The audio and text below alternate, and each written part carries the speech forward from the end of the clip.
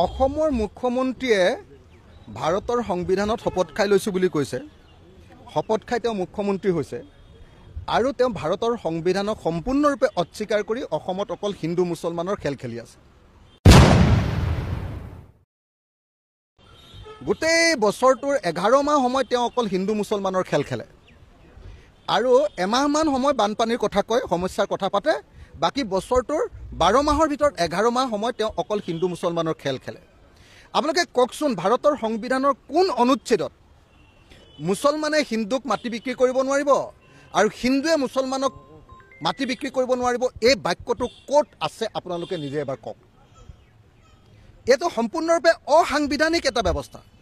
খুব বেছি এটা কথা ক'ব পাৰে যে খিলঞ্জীয়া মানুহৰ হাতৰ পৰা মাটি নাইকিয়া হৈছে, গতিকে খিলঞ্জীয়া মানুহে যাতে যধে মধে মাটি বিক্ৰী কৰিব নোৱাৰে, বাহিৰৰ মানুহে আহি যাতে মাটি কিনিব নোৱাৰে, তাৰ কাৰণে কিবা এটা আইন তৈয়াৰ কৰাৰ কাৰণে কিবা এটা হয়তো সংবিধানে এটা ৰাস্তা দিব পাৰে। কিন্তু সেইটো ক্ষেত্ৰত কিন্তু তেতিয়া মাৰোৱাৰী ব্যৱসায়ীও কিনিব নোৱাৰিব। আকৌ মাৰোৱাৰী ব্যৱসায়ী, বেংগলী মানুহ বাহিৰৰ পৰা অহা দেই, যিবিলাক মানুহ বাহিৰৰ পৰা আহিছে, বিহাৰী মানুহ, বহিৰাগত, আৰু লগতে তেওঁলোকে যিটো মানে আজি হিন্দু মুছলমানৰ ৰাজনীতি কৰিছে, সেই কথাটো যদি আনিবও খোজে তেতিয়াহ'লেও কিন্তু তেওঁলোকৰ হাতত কোনো বিকল্প নাই যে বহিৰাজ্যৰ পৰা অহা মানুহৰ ক্ষেত্ৰতে এইটো হয়তো কৰিব পাৰিব, বহিৰাজ্যৰ পৰা অহা মানুহৰ ক্ষেত্ৰতে। কিন্তু যি ভাৰতীয় নাগৰিক আৰু যি ইয়াৰ পাৰ্মানেণ্ট ৰেচিডেঞ্চিয়েল চাৰ্টিফিকেট আছে আৰু যিবিলাক অঞ্চল 6 শিডিউল এলেকাৰ ভিতৰত নাই, সেই এলেকাবিলাকৰ ভিতৰত কেনেকৈনো হিন্দুৱে মুছলমানক, মুছলমানে হিন্দুক মাটি বিক্ৰী কৰিব নোৱাৰিব? এনেকুৱা ধৰণৰ প্ৰভিজন ভাৰতৰ সংবিধানৰ ক'তো নাই। যদি সঁচাকৈ খিলঞ্জীয়াৰ হাতত মাটি ৰাখিব খুজিছে তেতিয়াহ'লে খিলঞ্জীয়া মানুহবিলাকক মাটিৰ পট্টা দি দিব লাগে আৰু সেই খিলঞ্জীয়া মানুহবিলাকৰ মাটিবিলাকত যেনেকৈ ট্ৰাইবেল বেল্টৰ নিচিনা আছে, ট্ৰাইবেল বেল্টৰ নিচিনা কিবা এটা বেল্টৰ ব্যৱস্থা কৰি দিব লাগিব। অকল খিলঞ্জীয়া মানুহৰ কাৰণে পাৰিব সেইটো, বাকী তাত কেতিয়াও হিন্দু মুছলমানৰ কাম কৰাটো কেতিয়াও সম্ভৱপৰ নহয়। গতিকে হিমন্ত বিশ্ব শৰ্মাই যি কাম কৰিছে এয়া অসাংবিধানিক, এয়া সাম্প্ৰদায়িক আৰু এয়া জাতি ধ্বংসকাৰী, বিভাজনকামী এটা বুদ্ধি।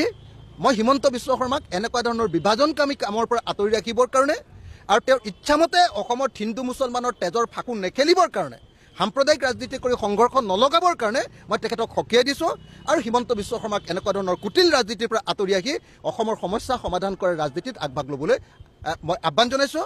হিমন্ত বিশ্ব শৰ্মাই এই আপোনাৰ হাছিনাৰ পৰা, কি বুলি কয়, বাংলাদেশৰ যে শ্বেখ হাছিনাৰ পৰা তেওঁলোকে শিক্ষা লোৱা দৰকাৰ।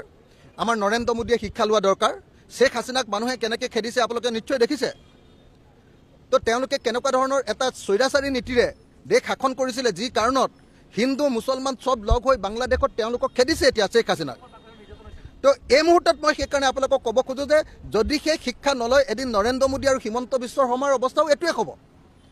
আৰু মই একেটা সময়তে ক'ব খোজোঁ, বহুতে কৈ আছে যে নহয় বাংলাদেশত এতিয়া হিন্দুৰ ওপৰত আক্ৰমণ হৈছে। মই ভাৰত চৰকাৰক আহ্বান জনাওঁ যে বাংলাদেশত যদি সঁচাকৈ হিন্দুৰ ওপৰত আক্ৰমণ হৈছে, নিৰ্যাতন হৈছে, ভাৰত চৰকাৰে সকিয়নি দিব লাগে। ভাৰত চৰকাৰে সেই সকিয়নি দি দিব লাগে যে বাংলাদেশত যাতে এজনো হিন্দু মানুহক কেতিয়াও আক্ৰমণ কৰা নহয়, তাৰ কাৰণে সেই সকিয়নি দি দিব লাগে আৰু যদি নুশুনে তেতিয়াহ'লে ব্যৱস্থা গ্ৰহণ কৰিব লাগে।